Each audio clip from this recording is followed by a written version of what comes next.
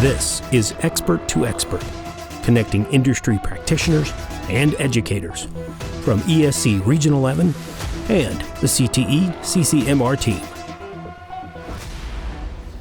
Good morning, welcome. Wow, that's pretty good. The music goes off and the room goes silent. Pretty nice.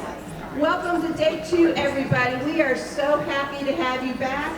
If you were here for the first time today, we're happy you were able to join us. Hope everybody had a chance to get breakfast, and I'm sure there'll be time after our keynote for you to do that again.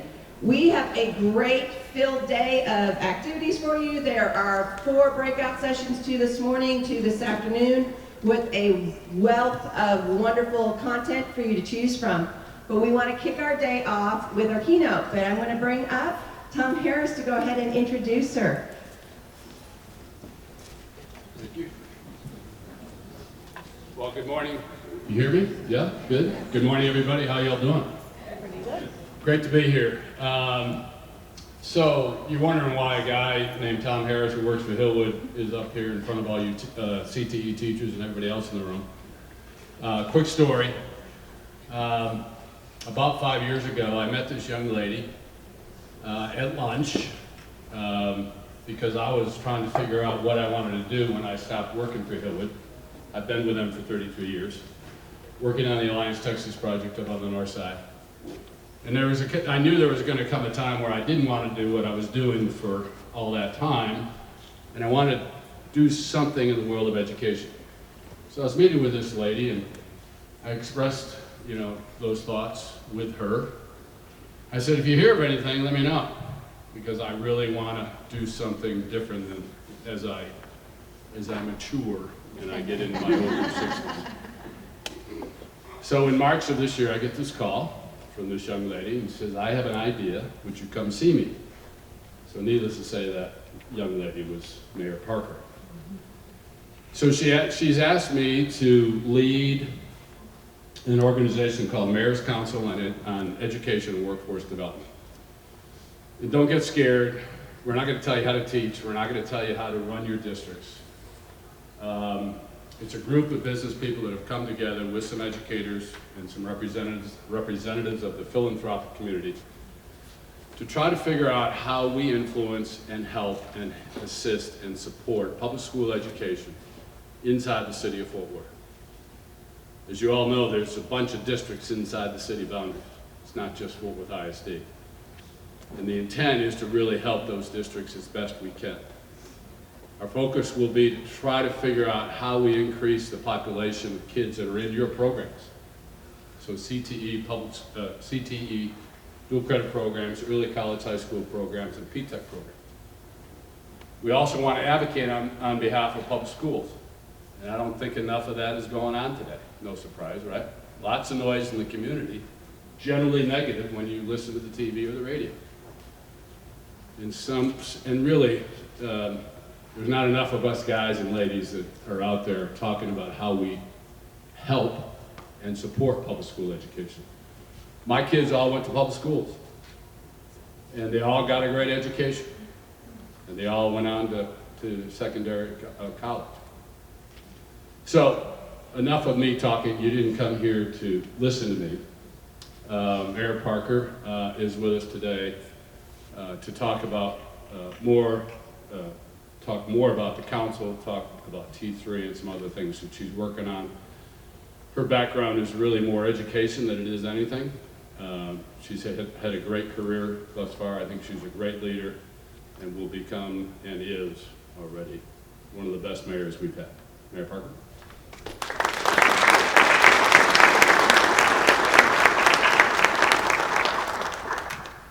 Turn my microphone on. Is that working?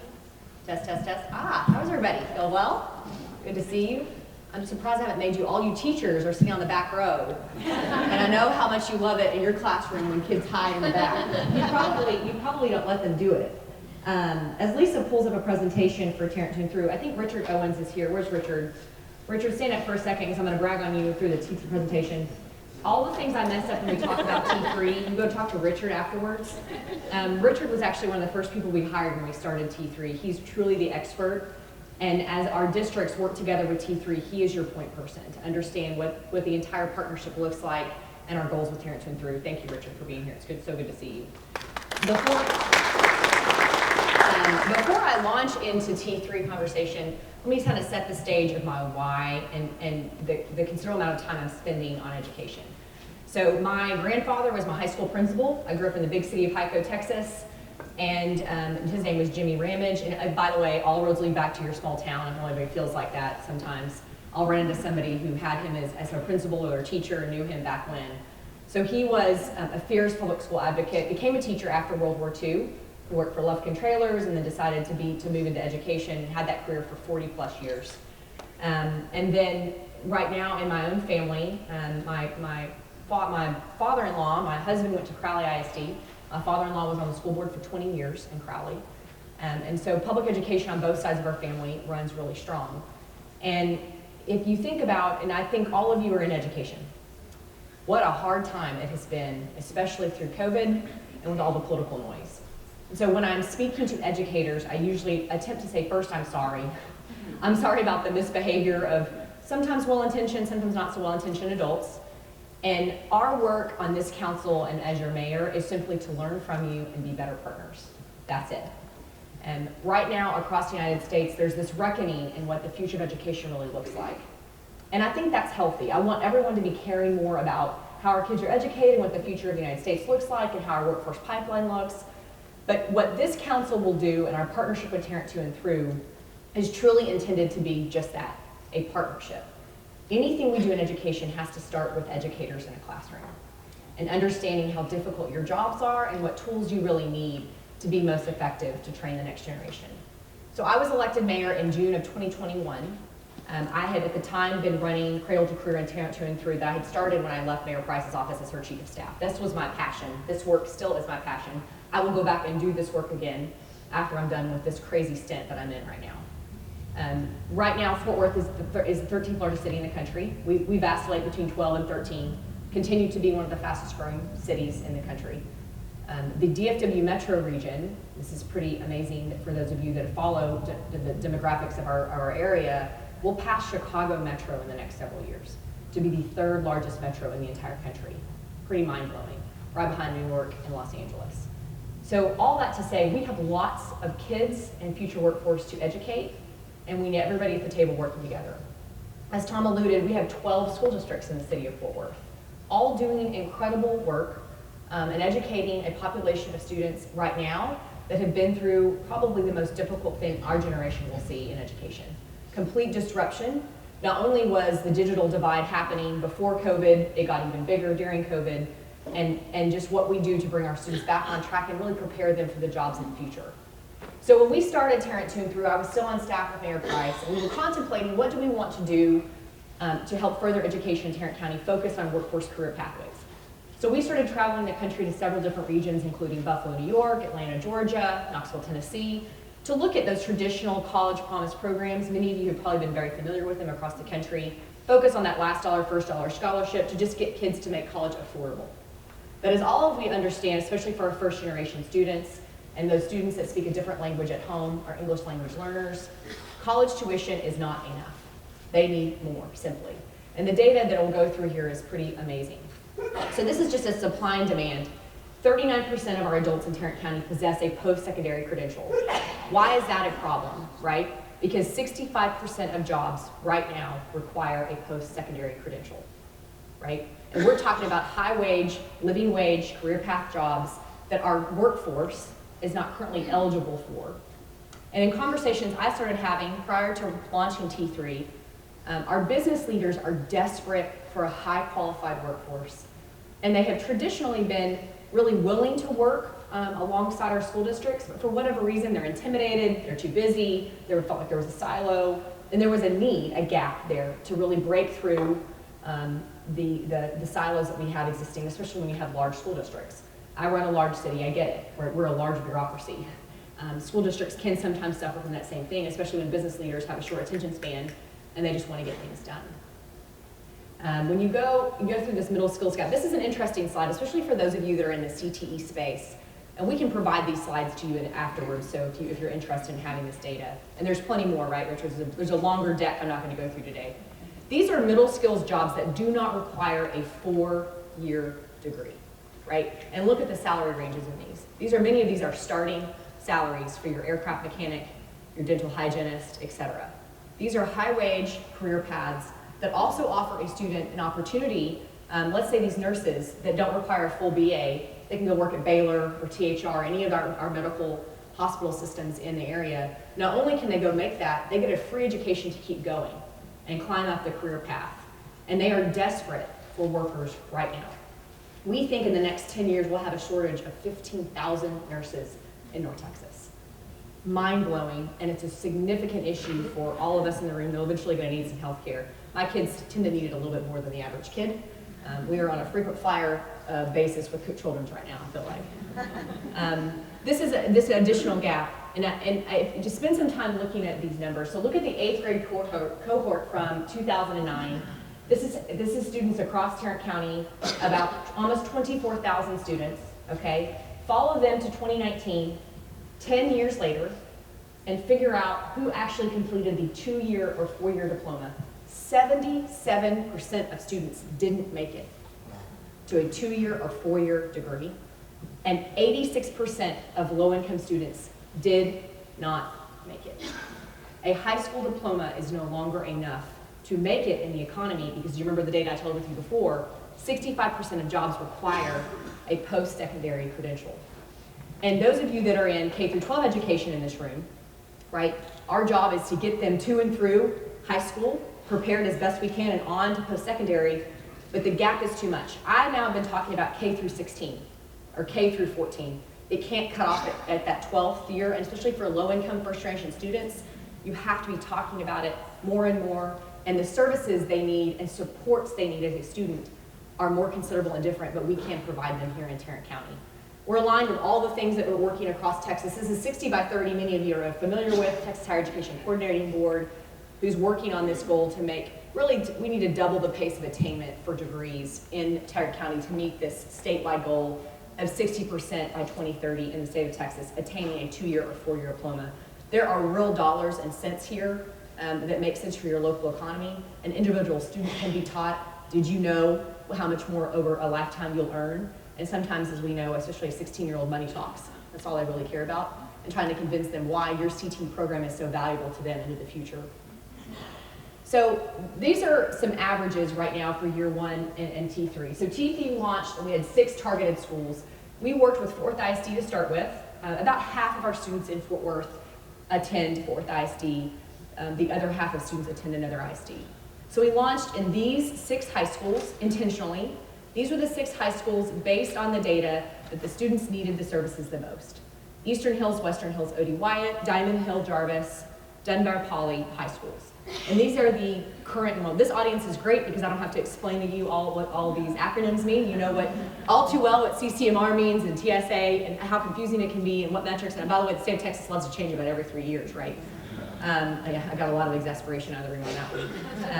And this is what it looked like when we launched and who was enrolling in a 2-year. Only 15% of students were enrolling in a 2-year after graduation, and 20% enrolling in a 4-year. And when you looked at their persistence rate, it would make you cry. So what are we doing differently with Tarrant 2 and 3? Anybody in the room familiar with T3 right now? Good. So any of you probably know our college advising corps advisors that are in your high schools. So this was a careful partnership. This is what's cool. We did the RFP. By the way, we launched during COVID. Really fun time to launch a nonprofit. We raised about $6 million on Zoom. Richard was very helpful in that cause. And how are we going to make this partnership work with our ISDs? It was additional attention for our students in high schools, but we wanted to be complementary. We didn't want to be duplicative, and we worked with our high school counselors around Fort Worth ISD district, did these listening circles along with students to understand how difficult it is for the average high school counselor to reach students.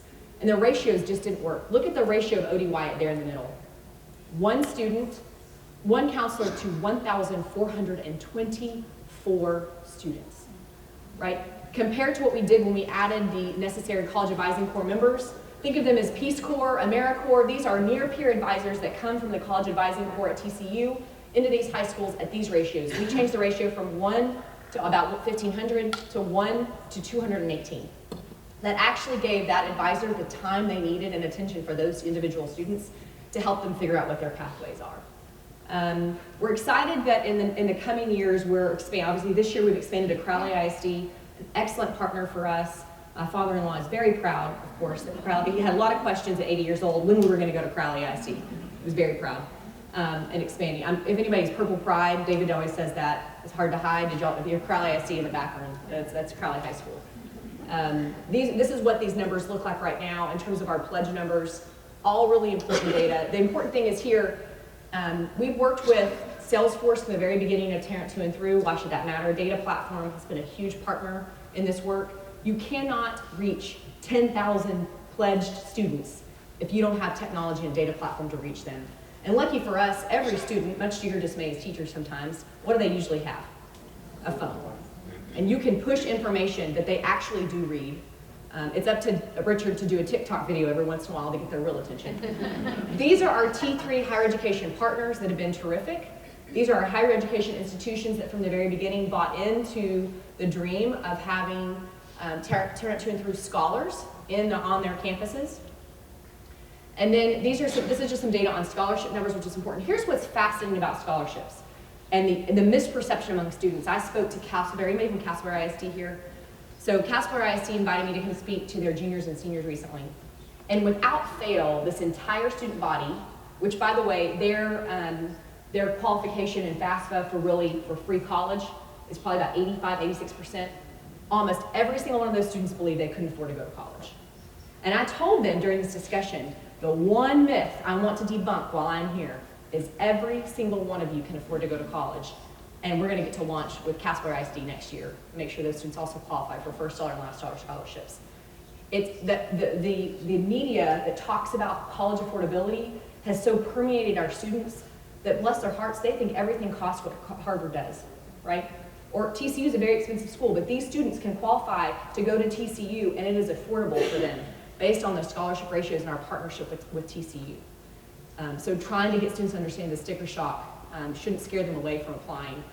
So persistence outcomes is something that as high school educators, you probably do pay attention to, especially in the CTE space. You understand the criticality of this issue. I know that sometimes this gets a little bit murky, but the way we provide services to students in college matters. Persistence coaching is the only way we see a real success rate to get these students to and through a 2-year or 4-year degree. A few hours here and there is not enough. And really understanding why a student drops out. Or understanding in the first place when a student was a senior in high school and they say, I'm the breadwinner for my family. I have to work. You have to meet that family where they are and help that student provide an education to them. And these are hard things as a community I don't think, frankly, we've dealt with. We've sort of often said to our educators and our ISDs, this is your problem, right? You do this all on your own with limited resources, and we're gonna stand over here and just complain. That's what we're really good at, right? Rather than really trying to make a difference. So continuum of supports, I'm not going to go into all of this. It is worth you diving into our website at Tarrant 2 and through and understanding. If you belong to an ISD and you're kind of curious what our expansion plans are in the district, Richard can also obviously share that with you as well. Anybody from Arlington ISD here? So we're working with Arlington ISD to launch next school year, which is incredibly exciting. Your superintendent and the entire administration team have been, from the very beginning, intrigued by this model and understand what it looks like to launch in a larger school district. And these businesses around this continuum are important. These are partners that recognize that this model can work for our future workforce. And this is different, I can promise you. In the 15 years I've lived here and worked in education, I've never seen the nonprofit sector that currently serves in education, the public sector, and the private sector working together in a way that's just meaningful. So I'm going to click through, I'll just leave this here. It's worth noting when we seeded this work, our first foundation on board was the Rainwater Charitable Foundation. Many of you may have worked with Rainwater before. They were our seed grant. And then very fortunately for us, JP Morgan Chase gave the first historic grant they'd ever given in Tarrant County to the size of $1 million. And they are still giving in that space, which is very exciting. So we launched T3 and then I decided to run for mayor. I was not expecting to run for mayor. I wouldn't recommend it to anybody. If I like you, I'd tell you not to do it. But my why was significant, that City of Fort Worth is at this really important juncture in our future, and what do we want to be when we grow up? And I want us to be the best place for kids. I want us to be the place where you can raise a family and have a career and be proud of where you are, regardless of your zip code. Every single student, no matter what zip code you're in, deserves a high quality education. But I believe at my core, our school districts cannot do it alone. They need and deserve community partnership in a way that I don't think Tarrant County has really stepped up before. And we could all, wax poetic about why we think that is. So as Tom was talking earlier about our first few conversations in education, what Tom didn't share with you is all the work he's done with Birdville ISD, with his own foundation, the Jordan Elizabeth Harris Foundation that he and his wife founded. Many of that, many may be familiar with it and working in your schools with the Hope Squad and other things. And so I really was just asking Tom, what do you want to be when you grow up? We all kind of feel like that. And two, what could we do as a partner? I knew he was an advocate for public education. And this launch of our Mayor's Council on Education Workforce Development, let me be real. I want this to last past my tenure as mayor. I want it to make so much sense that whoever is mayor after me will want to perpetuate and continue the work. These are not going to be lofty, unattainable goals. These are going to be real-time, year over year. How many additional P-TECH pathways can we provide for students that are meaningful and partner with our area workforce, right? How cool would it be if you embed, and we will, a P-TECH on aviation logistics that's led by the Alliance Airport team to understand how many jobs they actually are going to need over the next 3 to 5 years. We are training our kids in our area urban schools to be able to go and fill those jobs. No longer do you have to recruit talent from outside the state of Texas. You have it right here in North Texas based on these P-TECH programs.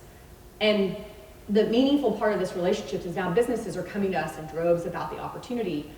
One of the women on our council is from BNSF, and she shared with us recently that 85% of their jobs, their union positions on the rail line, only require a high school diploma. The key thing is getting them in the door and training them with a workforce credential, and they need them earlier. They need them in high school. They are begging to have a P-TECH that would embed in an area high school to help train these students in a meaningful way. Those are the types of things we hope to do with this Workforce Council. The other thing I hope we do, and we may not be successful because I know that your school board rooms have now become more toxic than any city council chamber I've ever seen. I'm sorry about that. I have joked, but it's not funny. Poor Ann Dar, who's here as a school board trustee for Fort ISD, their meetings are on the same times as Tuesday nights.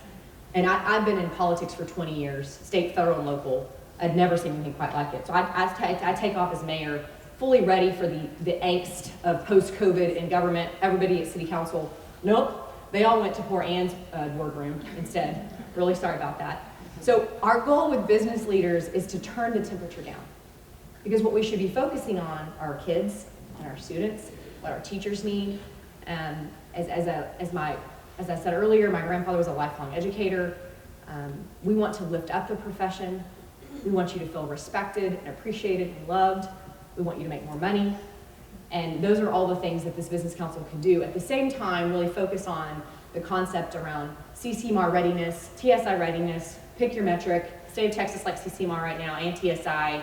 Your bonus money is tied to that through HB3. We understand the importance of that as well. But also, how are you really ensuring that the students sitting in your classrooms are truly ready to go fill the jobs across North Texas? The goals are not high school degrees. The goal is not graduating really from a 2-year or 4-year institution. The goal is a living wage, high path career that they know for a generation can change an entire family. Education is the great equalizer in our society, and that's our goal. But as educators in K through 12, you haven't had, in my opinion, often the right partnerships to help you create that career readiness factor, because we aren't talking enough to you about what is actually needed to be taught today. One partner I didn't mention appropriately is Tarrant County College. Incredible partnership with TCC. One of my favorite things we do in Tarrant County are early college high schools. Are there any early college high school teachers or affiliates here today? I mean, these kids are amazing. I recognized a young man at State of the City named Brandon Irvin. He graduated from Crowley Collegiate Academy. He graduated with a two-year associate's degree at the same time he graduated from high school. He's currently at Texas Wesleyan. He'll graduate from Texas Wesleyan in 1 year. He already has a job with Walmart. By the way, he could run circles around everybody in this room. Incredible kid, 18, 19 years old, right? His success story should be the norm. And I think we can get to that place. So expansion of early college, high school slots across districts.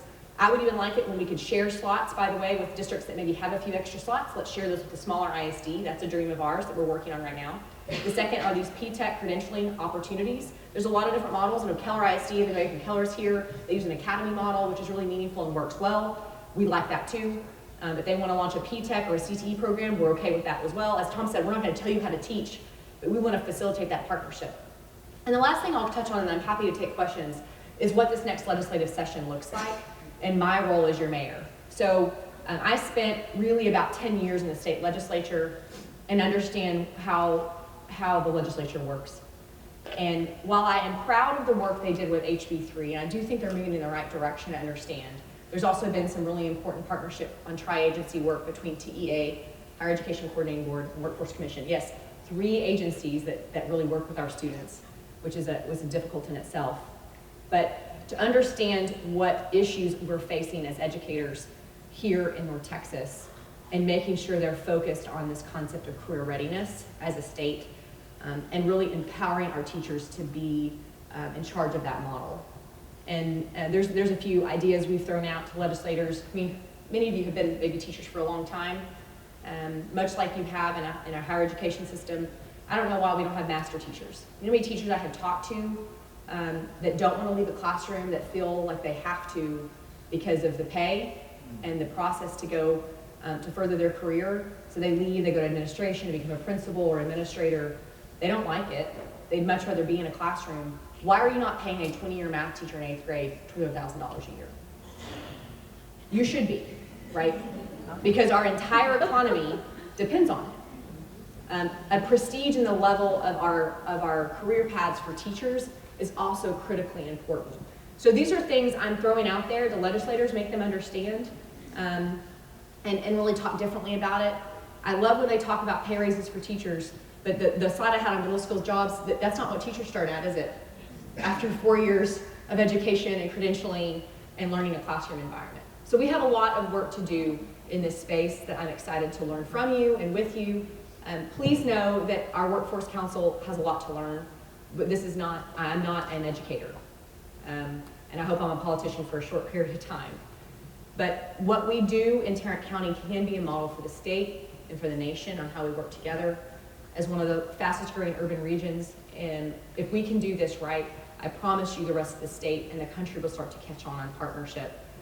So please call on us. If you work in districts or are curious about Tarrant to and through, reach out to us, because I'm sure we're probably already talking to administration about what expansion looks like. If we aren't, we're happy to have those conversations. And lastly, just thanks for what you do. It is so incredibly important. I met with my 6-year-old's first grade teacher this week. Thank God got a glowing report, because last year he decided to moon his art teacher. So kindergarten was a little rough. We're on a good path now for first grade. I joked with her, I was like, I do a lot of work in education. I really need him to keep his pants on so that they're not in trouble in the schools. I really admire all the work that you do, and my hope at the end of my tenure is that you found me to be somebody you could respect, and that was trying to understand and be a champion for education for our students across Fort Worth and Tarrant County. So thank you for letting me spend a few minutes with you today. I'm happy to take questions. Thank you.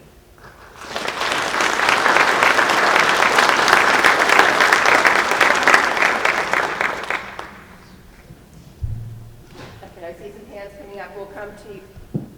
I see hands coming up. We'll come to you with some microphones. Just as I'm walking, one of the first things is to show that, because I know I've heard you speak before, that we are, you've got people from all 10 counties of our Region 11 in here. And yes, this is happening in Tarrant County, but there is thoughts and people are looking to how can this be replicated in other places. Honestly, what's great about T3's reputation is all of a sudden people are starting to take notice and want to be a part of or start their own version of T3. I know just recently they met with Midland to talk about an expansion or a type of T3 in that area. That makes us really happy. For those of you that are not in Tarrant County, we are pretty focused in Tarrant. We've got our hands full with our growth and our opportunities here, but that does not mean we're not willing to meet with any of your school districts to understand what your needs are and be a ton of a technical expert in this space as well. And the last thing I would mention is our TCU College Advising Corps. College Advising Corps is a national organization. Their chapter is at TCU. There are other chapters across the state. Do you remember how many there are, Richard, at area higher education institutions? In Texas, there are 4 or 5. 4 or 5 chapters of CAC advisors at different campuses. And so that's always an option, is for especially a smaller district to work directly with TCU CAC to put these advisors on their campus.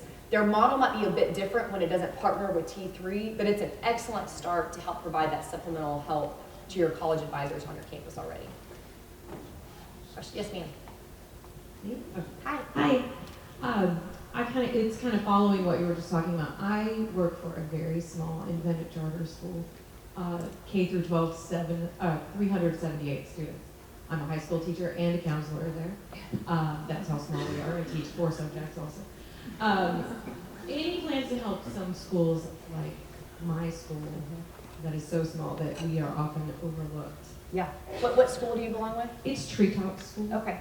So Tarrant. at every, yes is the answer. I mean, we are working and understand what charter models would maybe be a fit for this, especially for some of the charters that have been funded by some of the foundations in town. So we're happy to talk afterwards and kind of understand. But you're the second person from a small, or even small school district that's kind of had this complication of what it's like to be in a smaller environment. So definitely something we'd be willing to talk with about. Thank you. Anybody else? Y'all are an easy crowd. Okay. Awesome. Would you like to share with our audience a little bit about just kind of the economic outlook for our area and the growth and the number of industries coming in and what that helps? Yeah. Because they are producing the pipeline. Yeah. So I should let Tom do this, and I've heard one of his bosses, Ross Crow Jr., speak on the economy most recently, and it is fascinating to see the different opinions right now on what, are we in a recession, are we not, is this going to be short term or long term? We're all sort of bracing for that. But most importantly of what North Texas looks like as an industry. So a few things worth mentioning. Our partnership with Texas A&M University in the North Campus in downtown Fort Worth is truly life-changing for our region. Mostly because of what it means to have a tier 1 regional university anchored in a city like Fort Worth, and the MOUs and partnerships that are already being created with business on the R&D side in Fort Worth is pretty significant and worth noting. By the way, they already have a really cool program with TCC where the students can enroll at Texas A&M but still stay in North Texas and take engineering courses at TCC and eventually get their Aggie degree. They hope to eventually offer them to stay in North Texas to finish their whole degree, or right now they go down for the last 2 years at Texas A&M. I'm a Longhorn and that pains me, but I'm very proud of Texas A&M's presence in Fort Worth. I think it is really meaningful as well. Our work by having Hillwood at the table is so valuable. How many companies do you have at Hillwood now? 500. 500 companies, right? The future of U.S. economy is in Hillwood in North Texas and Alliance. It just is. When you understand all their working, I mean, one of the most interesting things if you're a CTE teacher, Google their Mobility Innovation Zone, they call it their MIZ, and the companies that are startups and embedding in Fort Worth, the future of mobility, and I say this without a doubt, is happening in North Texas for the world, not just the United States. And it's really starting in cargo logistics, autonomous vehicles, but it's embedded here. So your students could be a part of that focus. And so these types of partnerships that we're trying to create so that your students can kind of see tangibly what their future workforce looks like. Y'all, we're teaching for jobs we don't even know exist, right? 10 years from now, I mean, my 6-year-old will probably have a career I've never even heard of yet, especially if he keeps meeting his teachers. It is truly an interesting time to be in this space in education and understand where we're headed. Yes, sir.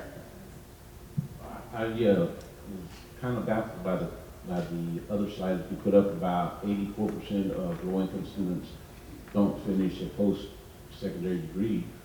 And so my question is, when we desegregate data in public schools, it is given to us by, African Americans, Hispanic, white.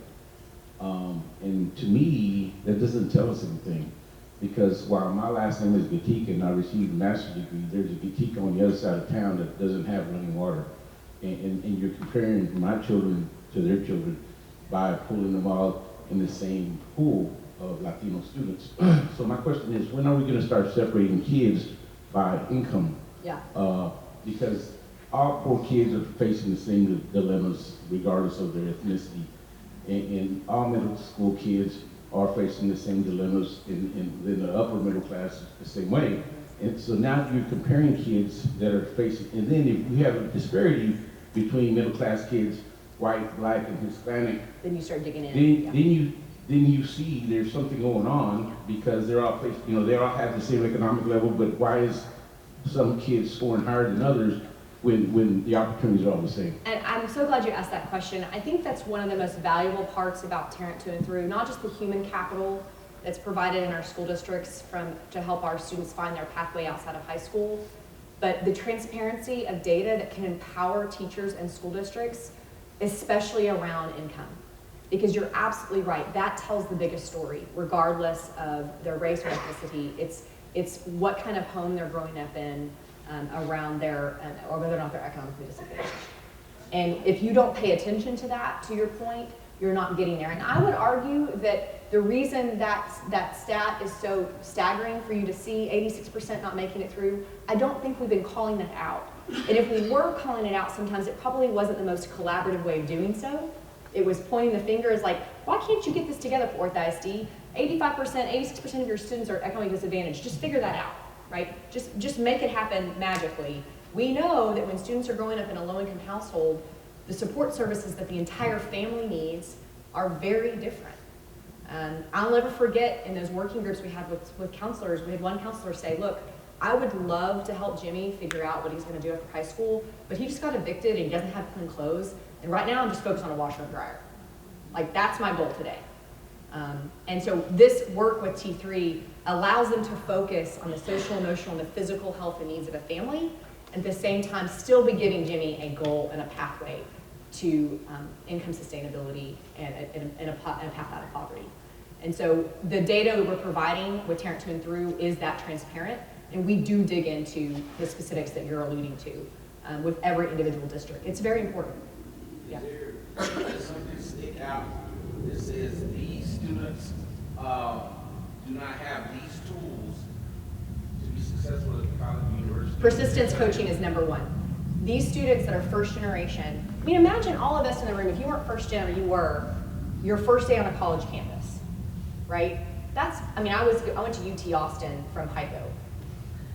I had the Jester dormitory had a zip code. I had 1,300 people in my entire city, right? But I had 2 college-educated parents. I had been around and exposed to the power of college. I had people telling me, you can do this. When you're first generation and maybe you're on your own, and you also have to work and do work study and maybe you work a second job, you have to have someone in your corner helping you persist through. And then the other thing that we're learning in this first few cohorts is we're going to tweak the model along the way to make sure we're meeting the needs of students. We can now individually go down, okay, there's a student at TCC that didn't enroll the second semester. Why did she not enroll? What can we do to get that student back at TCC? That has never existed before. That student A that I just talked about before, we didn't know what the heck happened to her, right? And we kind of didn't care. But now that is changing, and I think that's where the data really comes in. Anybody else? Yes, ma'am.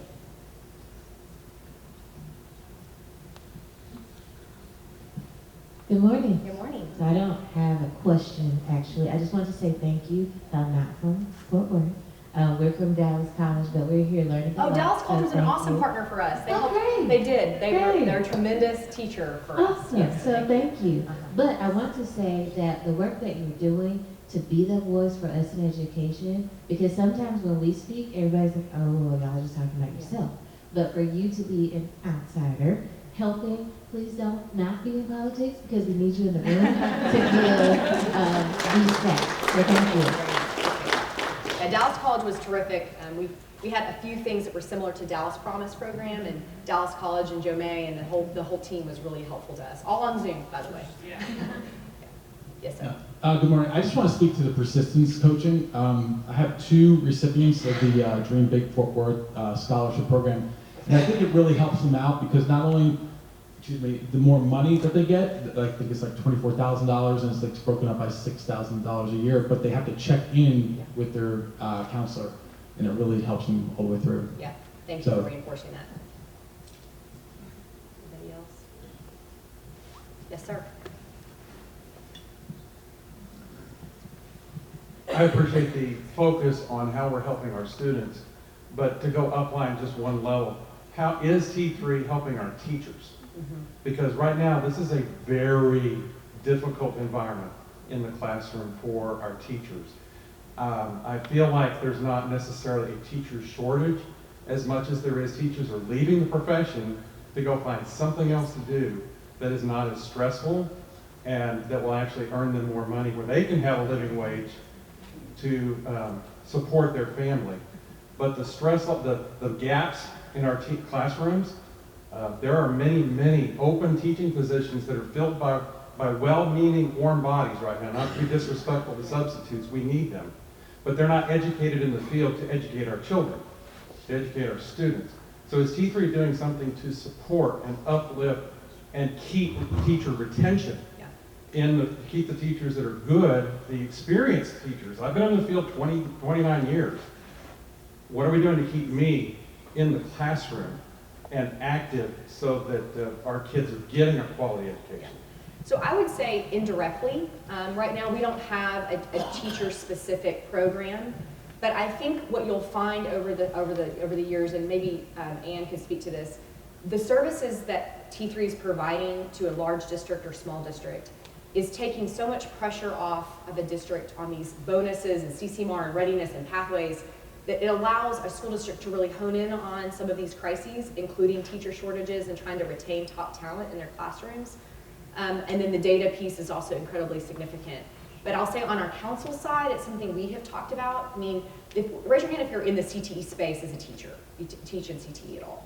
There's not, actually, no one. There's not teachers, it's administrators and counselors. Okay, anybody oversee CTE, understand what that looks like? Okay, so how powerful it would be for this council to be able to work directly with business, matching a CTE teacher with a business leader and a curriculum, right, to get those teachers ready and prepared to actually not only just say, I'm teaching a kid in a course, I'm actually providing them a job at the end of this curriculum that they're providing. So I think that's the direct thing. Me personally, I've talked about this a lot. I mean, the idea I had earlier about a master teacher, I want the state of Texas to pick that up.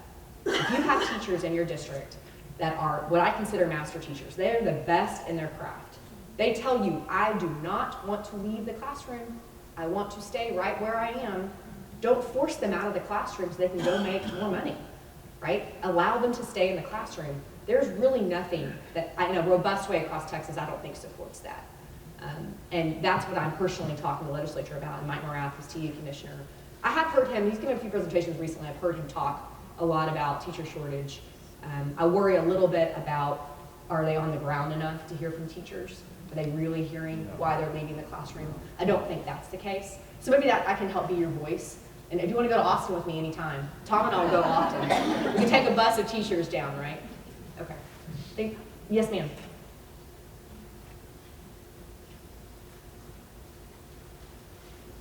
I'm pretty loud. 2.8% for about how much big it is the graduation rate from junior college in Texas.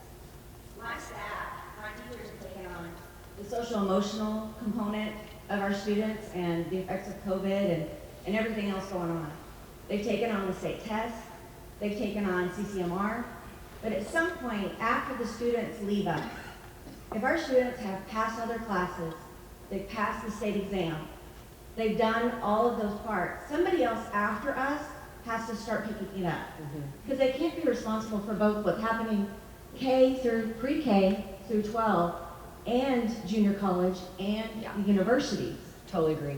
So I would tell you two things. First of all, the piece of Tarrant 2 and 3 that I didn't spend as much time on, which is that persistence and the partnership handoff in higher education, holding our college universities accountable, digging into their data is a huge part of what T3 does every single day. To your point, look at your persistence rates, especially for low-income students, and understand how you're actually not succeeding and what we can do to be better partners at T3. The second piece is, I have an ambitious goal in Fort Worth. I think every single student in a high school in Fort Worth, Texas should obtain a credential or a degree before they graduate high school.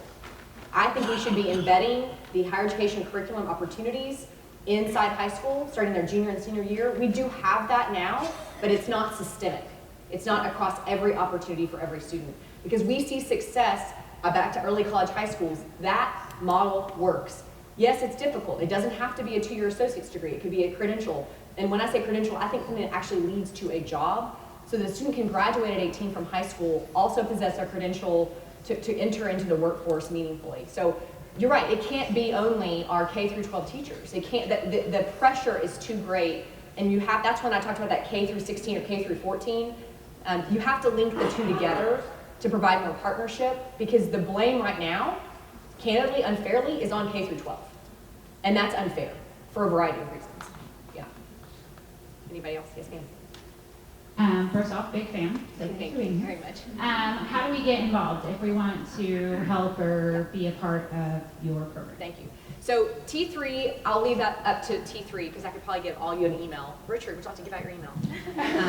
It's okay, I give my cell phone out, it's fine. So on T3, I'll make sure you get the slides and who to contact if you're curious about Tarrant 2 and through, whether what your ISD partnership looks like, etc. One thing I would like to do with our council specifically, we're about to hire somebody that would be wonderful to help us work on this partnership, work with businesses and ISDs, is also have an advisory committee of teachers, and especially those that work in this space, to make sure what we're dreaming up is actually possible and that you're giving valuable input into how to implement. And so maybe stand by on what that advisory council looks like. And then this may sound cliche, but please reach out to me personally. The one thing about being mayor that's awesome is the bully pulpit that I have. Because for some reason, people will listen to you. They maybe get tired of your speech and go sit down and leave. But I have the ability right now to really lift up education in a way that's meaningful. So if you're seeing things in your individual role or your schools that you want me to know, it could be really great news. It could also be really troubling. I want to know those things. So please pass those along. But that teacher's kind of roundtable is something that we want to do once we have our employee hired and ready to launch. Okay. I want to let you know that we will, so in your sketch, when you're going to that and you can see people's PowerPoints, we will have this PowerPoint uploaded, so you'll just be able to go to that and log into it. We always send out after our summits a follow-up email to you that includes a survey. We'll go ahead and share his email so that information is there as well. So you will have access to that. And as I close, thank y'all very much for your attention. As someone that was fortunate enough to go to UT Austin and then go to law school and have this amazing career, I understand the power of higher education, but I do think we have a stigma in this country that exists that if you don't go to 4-year, it's not enough. That has to end. And I do think as teachers and as leaders in business, the more we can lift up students who are taking a different pathway. I mean, when was the last time you tried to get a plumber, right? Or an electrician? Just the trades alone. You know, the welders can make $180,000 a year in Midland right now. They are so desperate for workforce. And in North Texas, it probably is around 100. So my point is our students need to be empowered by that information, but it doesn't mean that a 4-year degree is not attainable. It's a pathway that makes sense for that family to help them find a sustainable career path. Because remember, the goal is a high-wage career to be able to take care of their families and hopefully live here in North Texas. So I mention that because it's hard, right? There's a stigma that does exist. I mean, I had a young man come up to me recently, he's like, well, I'm just going to TCC and I'm eventually going to figure it out. I was like, no, you go to Tarrant County College, right? You need to be proud of that. How did we get to this place where that wasn't enough? And lift up those students and the hard work that they're doing, and then say, that's badass. Now go to UNT and finish. That's wonderful. We're okay with that. We want kids to feel loved and respected and lifted up, and I don't think you can do that without recognizing every pathway we're for, as long as it leads them to a high-wage career, living wage, and again, we want them here in North Texas. We don't want to lose them to another place. So thank y'all very much for having me. Appreciate it.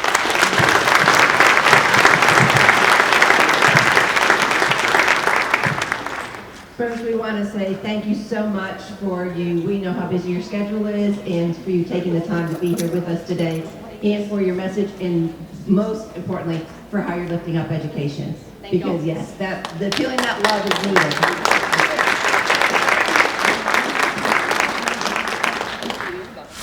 This has been Expert to Expert, connecting industry practitioners and educators